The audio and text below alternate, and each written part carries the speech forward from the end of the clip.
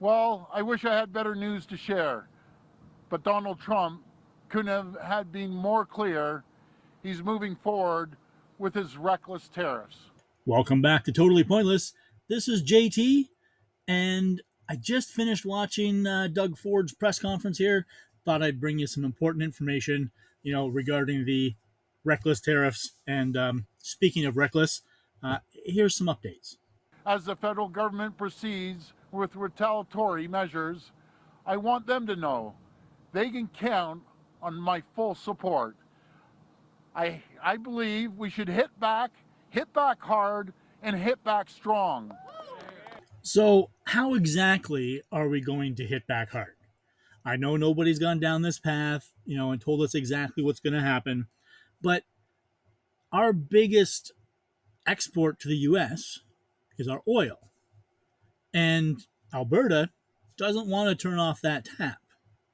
Now, if we convince Alberta that this is how we have to go, and we do turn off that pipe heading down there to Texas, Canada exports approximately 4.6 million barrels of oil per day to the US. Now, the US reserve oil supply, assuming that the president would open that supply, is 382.6 million barrels. If we turn off that pipeline, the US still has enough oil to not feel any impact whatsoever for 83 days and change.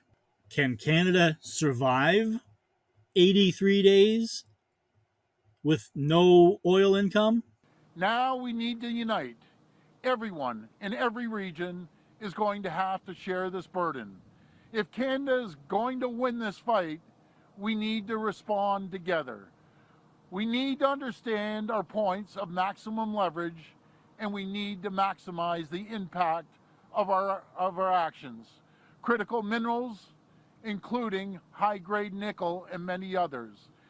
We have to make sure the high-grade nickel and many other critical minerals. He needs to feel the pain. Energy and electricity and aluminum, uranium and potash. We have an enormous amount of powerful tools in our toolkit. There's no sugarcoating this. The coming weeks and months will be some of the toughest we've ever faced. The impact of these tariffs will be felt almost immediately. Companies' orders are going to slow down. Factories will have to reduce shifts. Workers may lose their jobs. Across Ontario, hundreds of thousands of jobs are on the line. And not just in factories, service workers, construction workers, retail workers, everyday hardworking people in offices, factories, farms across Ontario.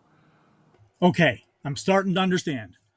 Basically, we're going to shut down all of our industries, lay off tens of thousands of people, maybe even hundreds of thousands of people, so that we can hurt America. Now, wait, I still have to buy groceries though. How are we going to do this? And they are announcing of saving the money for Americans.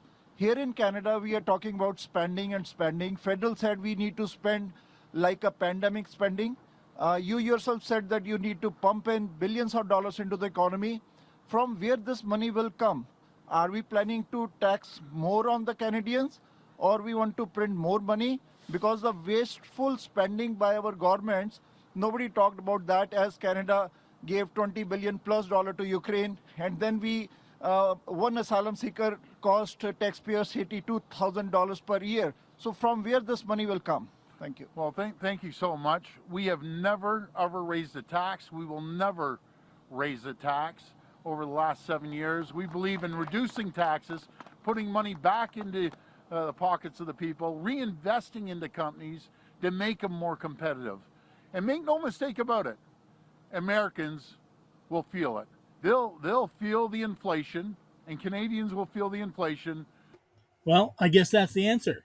We spend billions upon billions now and worry about what the cost of lettuce will be much later. US imposing 25% raise on tariff, and Canada is also talking about raising tariff against US. But the burden will go on the common citizen. Is there any plan by the government to cope with the upcoming situation? Yes, we're going to make sure that we have funding not only for Ontario residents from the government of Ontario, but also the federal government too. Spend, spend, spend. That seems to be the answer. We just don't seem to learn from our mistakes. My opinion on this is probably pretty clear by now. This is not the way to go about a trade war with the US. As a matter of fact, I'm not sure we should be in a trade war with the US. We should learn from Colombia. Do what they want. They're the big trading party. We're the little brother. We can play by their rules, or we can get up and leave the game. Those seem to be the only two options. Thank you to those of you who made it to the end of the video. We do appreciate it. Now, if you could help us out, hit that like and subscribe button. It would be greatly appreciated. We are trying to get over that magic 1,000 subscriber mark.